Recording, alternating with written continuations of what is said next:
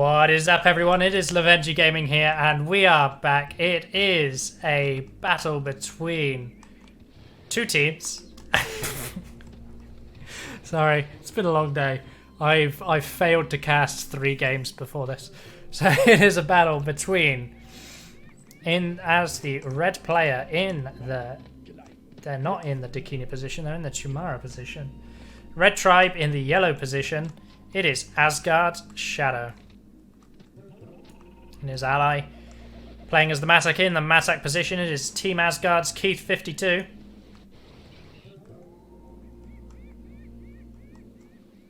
Now their opponents playing as the blue tribe in the blue tribe's position. It is from the clan Divinity Slaves, Thinkhail.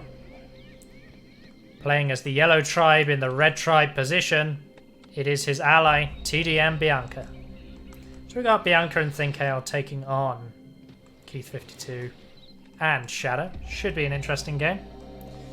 They picked this map because Shadow doesn't know it. The teams are slightly unbalanced in favour of Shadow and Keith52, so they picked a map that they didn't know, just to help balance it out, make it a little bit more even, a little bit more fun, a little bit more fair to both sides. You know the drill. Now, standard fare for this is you're going to see land bridges connecting up all these trees, towers being built on this path. It's a very one-way path. You have to be careful. There's not enough wood to just build like mad, so you have to be careful not to place your hands on trees and to harvest your trees appropriately. But this eventually does divulge into, wow, a firestorm spamming map. We're going to see a lot of firestorms from both sides, hopefully, if this game doesn't end in 10 minutes like the last two have. And a lot of aggression, but it's a one-path map, and that can earn it the ire of a lot of the Populous community. They tend to not like these one-path maps because they make them a bit linear and a bit monotonous. But as you can see, Keith's building out his base, as is Shadow, who we have the pleasure of viewing. Be good to view Shadow. He's a player who's notoriously good for his shaman management. Bit bad at trooping, but very good with his shaman. So we've got a good shaman to watch. As we can see, buildings going out the same. Thinkhail's already cut down a couple of trees. That's not a good sign. Let's slow down the rate at which he can build. And we got the first land bridge out from Bianca, just connecting up these two trees. Brave should come forward, chop these trees down, start building some huts and some guard towers. And we should see a very similar land bridge from Hugo now. Looks like he's positioning himself up for it. He's lining himself up any money he's trying to get to this island here. Want to see the land bridge going down. Come on, Hugo, you can do it. You can do it, Hugo. There it is. That's the land bridge connecting everything up. Again, we want to see Braves running forward and chopping down those trees as quickly as possible. Keith is building awfully. I'm kidding, of course. Those of you that are new to Populous, if you build like this, it means you're less likely to take early earthquake damage because of how spread out your huts are. And it becomes more efficient to charge Tornado for your opponents to attack you. Whereas if you build like this, an earthquake here and an earthquake here, and you could lose almost all your huts. So it's just spreading out your structures. He will still fill in these gaps with huts, but it just makes it harder for an early rushed earthquake to deal damage. But of course, this is building on thin ice, and building on thin ice is not a map that is well known for its early earthquake harass. And as you can see, Bianca's already working on the first sort of structures. She's building a tower, she's got a hut planned down, she's already built another hut. Just going to be filling that with fire warriors eventually. She hasn't even built her fire warrior hut yet. She's got the plan down, it's over here. Fire warriors are key to a map like this. Of course, they are your defense, they are your offense. They are going to be getting into these buildings and keeping shamans away. On a one-path map, water risks are high. And we can see Hugo's grabbing a light, very cheeky. He should stop that now and start the EQ, which you can see him doing. No, he's changed his mind. He's getting one more land bridge. He wants, so that means, to me, I know that Keith and Shadow are currently in voice communications. That tells me that Keith has told Shadow that he wants to be aggressive, and in wanting to be aggressive, he wants to connect to them as opposed to waiting for them to connect to the Asgard team. And so with that land bridge, they now have the opportunity of deciding when the fight begins. So he'll stop doing that and now go for his earthquake. Keith has probably already got an earthquake, which is part of why he's choosing to do that.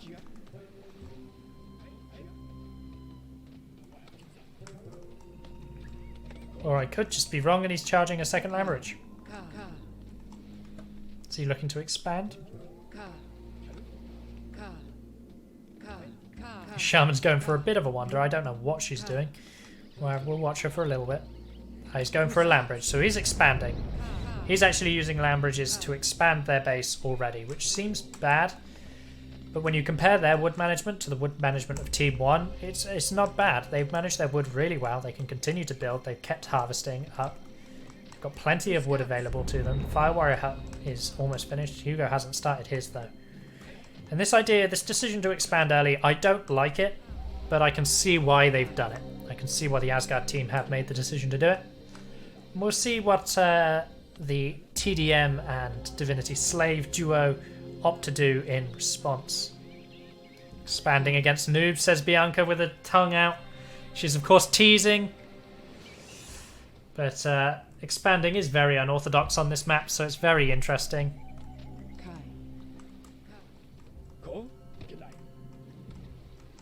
Hugo's saying he doesn't know if they should just hurry.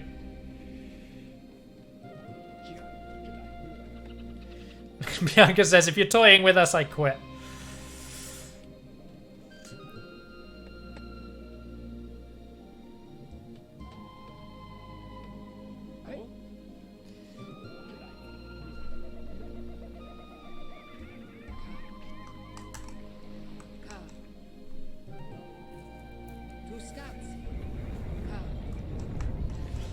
Expanding Keith massively. He's not expanding himself, just Keith.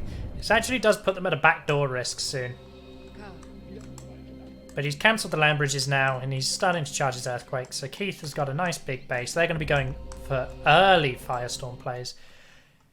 Keith has been very greedy and just taken all of the middle strip as well.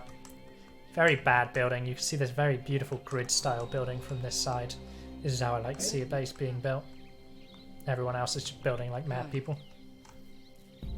Of course, I know that only blue can build on a perfect grid, just based on how the map divides itself and where the cores are placed and such. If you didn't know that, only blue can build in perfect grids for maps, generally, because of the way the map is laid out. So, as we can see, all the tribes are just building up and nothing particularly exciting is going on. Hugo has once again abandoned his pursuit of an earthquake for a second lightning. He wants to get in quick. They just want to end this game. They're going to be making an aggressive play. Hugo's even charging 2 spells at once. He wants to finish off that light and then grab his earthquake as well. Fire Warrior Hut is starting to be done, which is good. What's your pop, says Thinkhail. Focus on your own base. It's only 56, says Keith. Sad.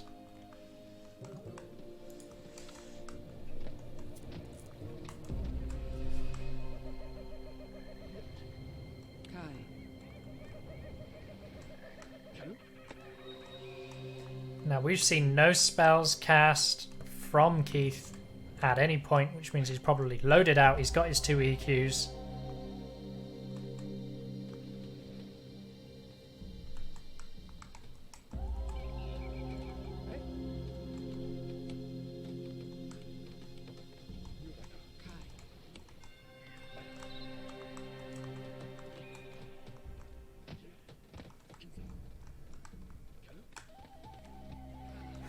Little bit of friendly banter going on between the players while this map can be a bit of a stalemate. As you can see, both sides are separated by this small amount of water and it's down to one of the sides to decide who connects and attacks who first. Hugo's got his 3 lights and his 1 EQ, so hopefully this time my prediction that this land bridge is offensive is correct and we'll see them connect and actually start to make something happen. Otherwise, it's been 10 minutes of people building bases, which is a lot less exciting.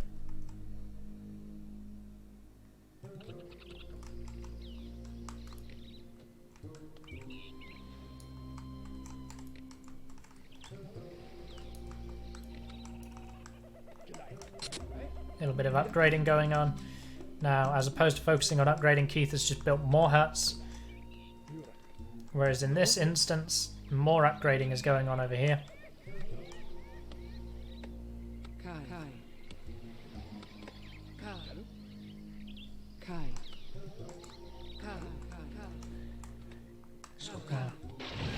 First light clears out the tower, and it looks like we're finally going to see some action. A land bridge does go down and connect the bridges, and Hugo's got a spare land bridge to save himself if he goes flying towards the border. He's starting to charge swarms now, which is good because it means he can clear out some of these wayward troops. And the first lightning, oh, the lightnings out of Hugo are absolutely disgusting. He doesn't get the kill on Bianca, but pushes her towards the fire warriors, who do push her into the water. And then he cleans up Thinkhail with the other light as well. Hugo, like a madman, goes running into Keith's firestorm, and that firestorm goes completely wasted. That wasn't even Hugo, that was Bianca. So Bianca actually survived. That was a fake shaman that we must have seen. Or the shaman survived. I casted it wrong, but she did get picked up by the firestorm, and now Hugo just gets to march in.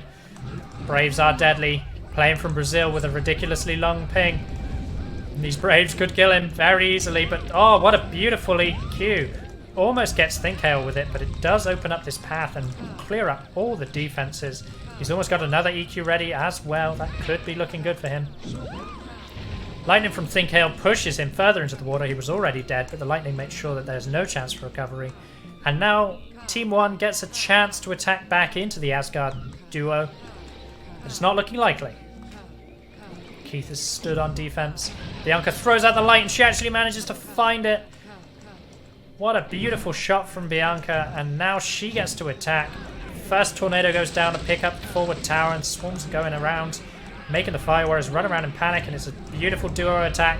Both shamans together, both shamans advancing together, and we got a side attack from Thinkhail. Looking great. Throws out the light, doesn't quite get it onto Hugo. We're going to see another light. A light from Hugo misses, but he throws out an earthquake. That's a bit premature. He was getting a bit scared.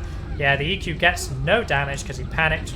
But Bianca's EQ is good. It takes out one hut, sets fire to another, but both shamans are still alive. The opportunity to get further in does still exist. A tornado does go down onto Hugo's shaman. Does he die? He does not die. Keith and Bianca trade lights. It's now Hugo versus Thinkhail. The blasts are looking good. Bianca's fire warriors are protecting. They are covering. And Hugo's luck with these lights has finally run out as, again, he misses. But it's looking absolutely beautiful play from Team 1, who were the underdogs going into this. And it's good to see them being a bit aggressive and actually using less mana to deal their damage than the Asgard boys had to.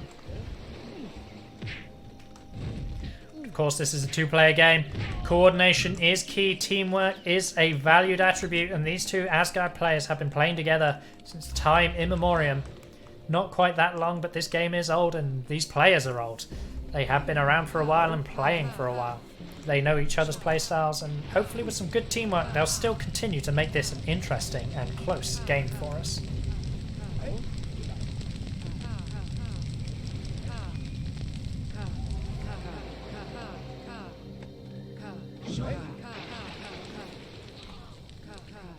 A light from Thinkhail does take out Keith, going down quite easily. And all we're doing is watching this magic strip. Call it the magic strip because it's where all the spells are going to go down.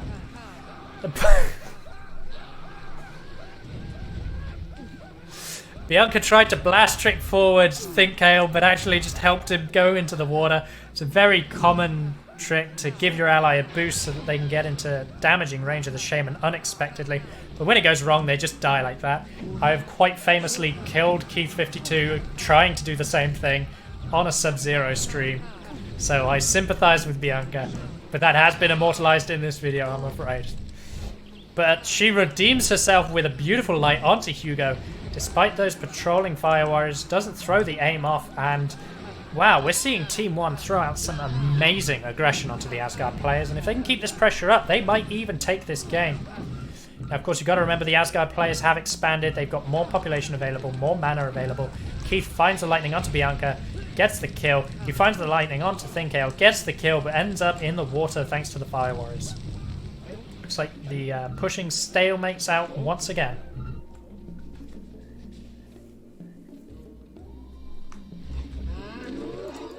Now it looks like Shadow's back up. He's got some mana available to him. They've got less troops on the Asgard side than Team 1's side. It's very hard. I have to call them Team 1 because they're from different clans, whereas both of Team 2 are from Clan Asgard.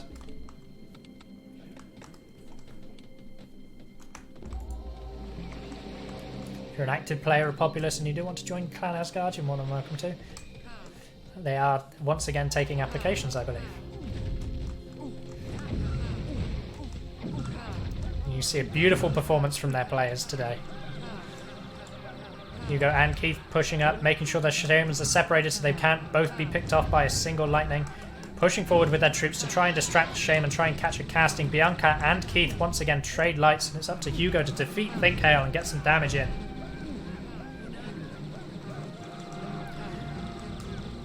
Hugo's throwing out the swarms. Fire warriors are running around left, right and centre. They are afraid of bees.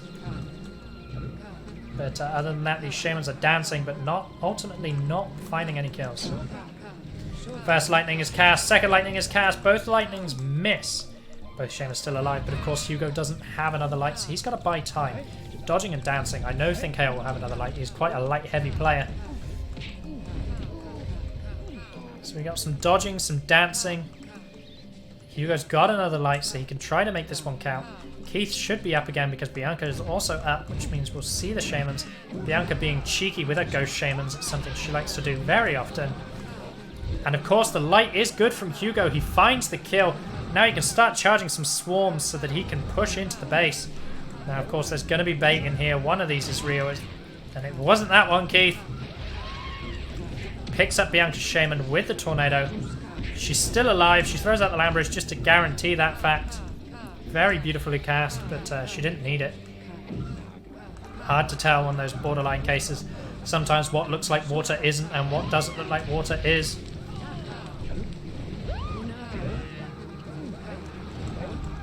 And it looks like with another beautiful lightning kill, Hugo's created an opportunity for himself to actually start trying to attack. Needs some swarms onto these fire warriors. Swarm getting into that tower does clear a pathway. He's using his troops to try and make sure that he can push his shaman forward carefully. Of course, he doesn't have the mana available to do a huge push, so he has to be careful. And they trade lightnings. And Hugo is still alive. Thinkhail going down, but Hugo's still alive.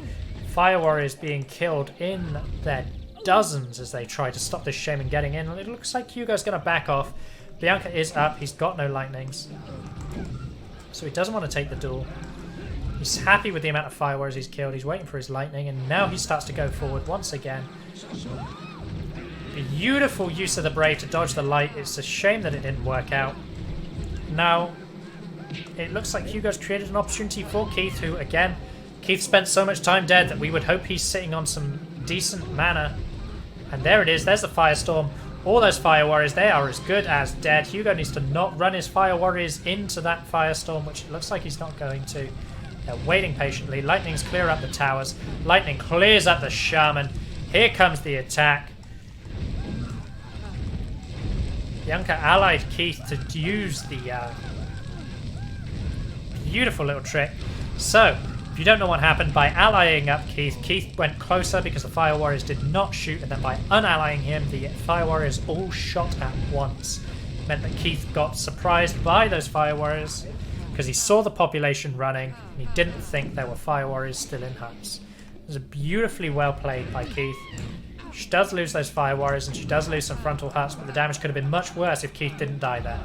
Hugo's pushing forward. He's got a couple of lightnings. He's got some swarms to distract the fire warriors. Bianca's got no defense, so she can't pull that trick a second time. So she has to be absolutely careful to make sure that she doesn't die in this duel. She doesn't. Hugo's going to back off now while he waits for another light. Throw out another swarm just to distract these fire warriors and buy himself a little bit more time. He gets Bianca with a low. He doesn't. She survives. The shaman was on fire, but not dead, which means she just transitioned tiles just in time. Fire warriors being a bit of a nuisance, interrupting the blasts of all these lightnings, but Hugo's got no lightnings. I don't know why he was pushing forward there. I don't know what he was hoping to achieve. But Keith's alive. Keith's holding the front. Doing what he can to be an impenetrable wall as he takes down Thinkhail with an epic lightning. Of course, Bianca's still in the way and she's still alive, and oh, the lightning's trade, and Keith actually ends up with the victory in that trade. Throws down the firestorm. He detects that Thinkhail has not put fire warriors in huts, and he is correct. He gets to throw down 2 EQs deep into the base, doing lots of damage. First significant amount of damage on either side. It's looking great, and this could even just be the victory here for the Asgard team.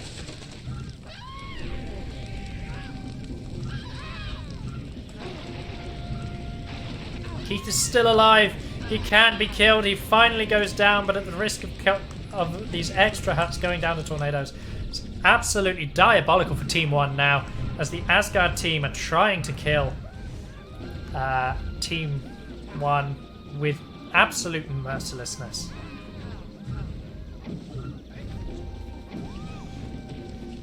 Trading lights once again. Hugo goes down, but he takes Thinkhail down with him. The fire warriors are all cleaned up, but warriors' words starting to pour in.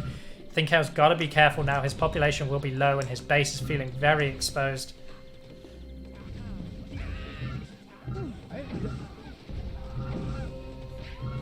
Bianca's looking to push forward. She's throwing out swarms. She's throwing out blasts. Oh, I thought she went into the water for a second there. It looked close. Now, of course, she's sitting on some mana, so she's got to do some counter-attack damage, or this team will just slowly get out-mannered. We're at the point of the game where they can just firestorm spam their way to victory.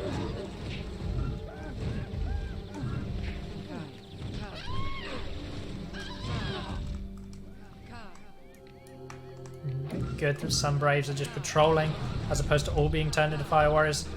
And I missed it, but Keith finds the kill onto Bianca. If he gets Thinkhail now, this will be the game. And it's lasted 22 minutes, which is twice as long as the other 2 games I've tried to cast today. And Keith's finally fleshing out his base. And what an epic base that is. That's huge base for the Asgard team. Plenty of population available, and Keith finds the kill onto Thinkhail. The Braves are rushing forward. The Fire Warriors are rushing forward. The Asgard team, they're attacking together. Hugo's got loads of mana. Hopefully they communicate. They go separate ways. Blasting forward for Keith to get Hugo deeper in. The firestorm goes down onto these frontal huts. Looks like Thinkhail's just going to get doubled. He's just going to get taken out again. Lightning is good. It finds all of those fire warriors. 1 EQ. 2 EQs. 2 nice deep EQs into the base. Hugo goes down, but not before he gets a kill onto Bianca. But Keith picks up the kill onto Thinkhail, and Keith should be able to deal an epic amount of damage onto Bianca this time. First earthquake, second earthquake. Fire warriors get him though, and he goes down. Good amount of earthquake damage, and it's looking like good game. Yeah, Thinkhail calls good game, because all those huts sunk. Even Keith knows that's pretty lucky. Of course, Bianca's just being playful there. Just a little bit of friendly banter between the teams. Populous is a game of banter. It's multiplayer. It's competitive, and all those Braves becoming Fire Warriors. Thinkhail doesn't even have a Fire Warrior hut anymore. The players are trying to push forward. Now, of course, these two had big bases for quite some time, so they're probably sat on mana. I wouldn't say it's over, but they're definitely in the realm of the game where they are trying to make a comeback as opposed to trying to win. Hugo gets an amazing kill onto Bianca, but she trades back with a lightning of her own. The troops are pushing forward. Thinkhail needs to make something happen. Troops are just trying to secure the end of this game now. Little bit of fighting going on, little bit of blasting. Braves push the Shaman into the water, and Thinkhail goes down. Troops should be able to secure the end of this game.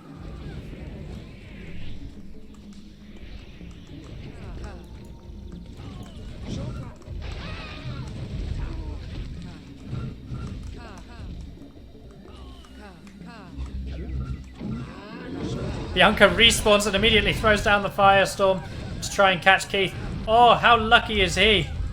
The luck on that. He goes into the water, gets knocked out of the water just long enough to throw down an EQ, and he gets 3 sinks again. Cheeky. Hugo's using his Fire Warriors to try and finish the game. They're trying to kill out population. More and more Fire Warriors pouring forward. Hugo has respawned. He's almost got another Firestorm. Does have to be careful now. The Shamans are pushing him. Throws out a light, doesn't get anything, but he can very easily, very quickly charge lightnings now at this point.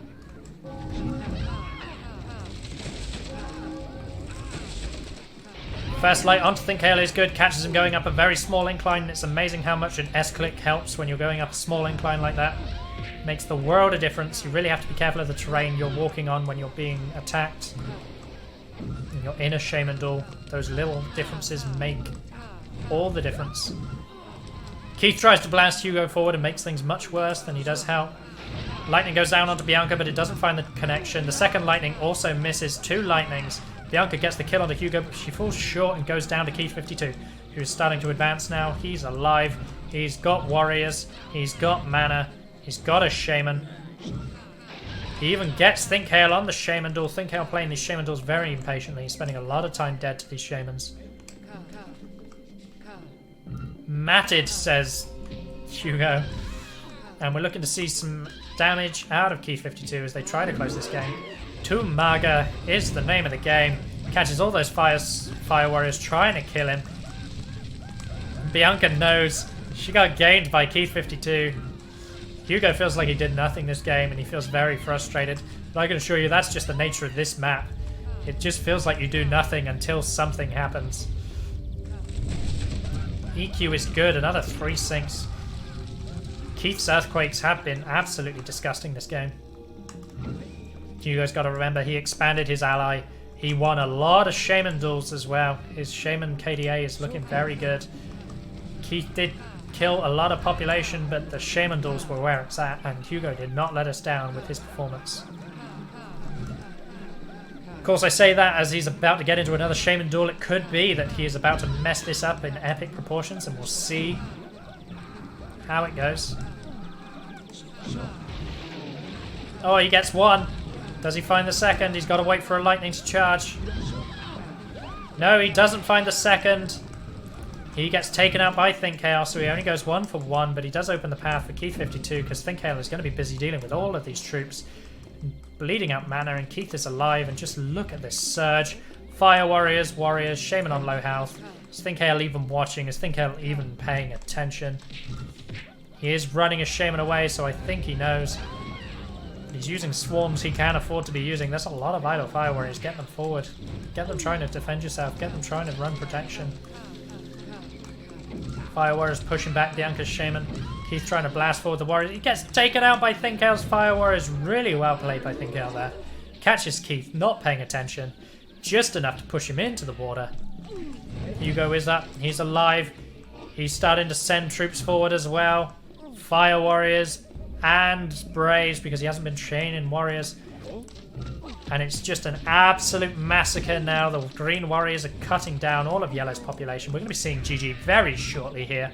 It's a very well played game by Team 1, especially given they were the underdogs going into this. They had a real opportunity, but the Asgard clanmates showing their ability to work together as a team, showing their coordination, showing their devotion to the game.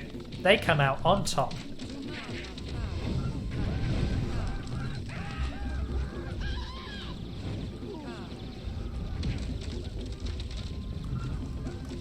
No, says Bianca. She got spawn camped and killed. And yeah, this is it now. GG. Coming out. The last of the population is being massacred. The last of the population is being killed. It's a fire warrior in a hut who is defiantly having. And Keith is not wrong. They really did put on a valiant fight. Down goes Bianca. All that's left is Thinkhail now. He's got Braves running around. They're afraid of the firestorm. Hugo finally gets to...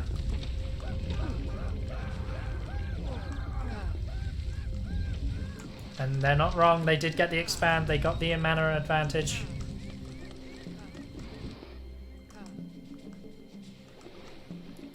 Never doing this again.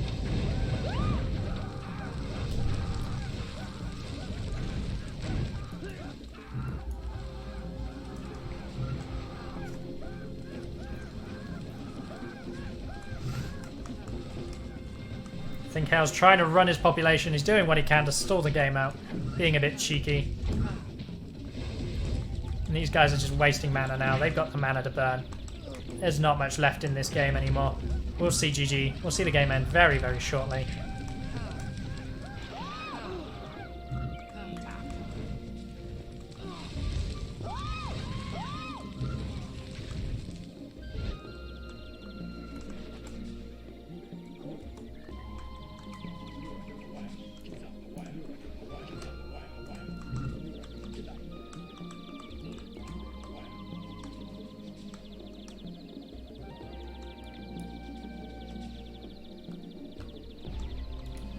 Hugo got annoyed and left. But that was game. GG. Well played.